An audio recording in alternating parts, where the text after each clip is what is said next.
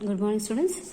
So we have started with the unit 2 and we have discussed their joint stock company meaning, its characteristics or features or advantages. Okay, advantages we have discussed. So today we are going to discuss with the disadvantages of joint stock company.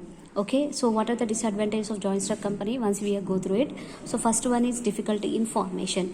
So here in case of joint stock company, why it is difficulty in formation means, we require a lot of documents.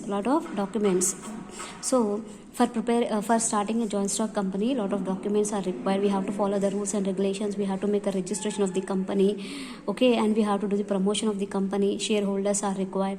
Those all things are required in case of forming a joint stock company. So that's why it is difficult to formation. Next, lack of secrecy. So why there is a lack of secrecy? Because here the management will be remains nothing but the management of company remains in hands of many persons. So compulsory each and every matter regarding the organization they have to discuss with whom, they have to conduct the meeting and they have to discuss with the board of directors and shareholders.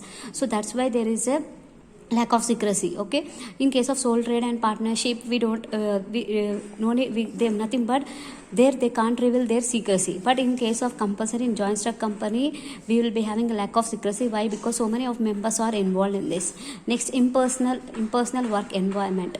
So impersonal work environment means what happens here, ownership is different and company is different. Here management is different and ownership is different. So why? Because who are the shareholders of the company, they all will become a owners of the company, but management is nothing but from shareholders itself we will select some members and they will handle the organization and they will control the business and they will become a management members of the organization. So here what happens means, company size is large and what happens, we have to recruit the officers, nothing but we have to recruit the managers in the organization.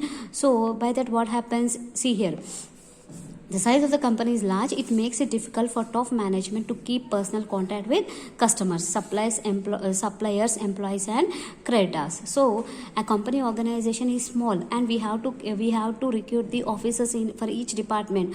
So what happens with the top level management, directly they won't involve with the customers, suppliers and employees and creditors. Okay, next, numerous regulations. So here for forming an organization we should have a lot of rules and regulations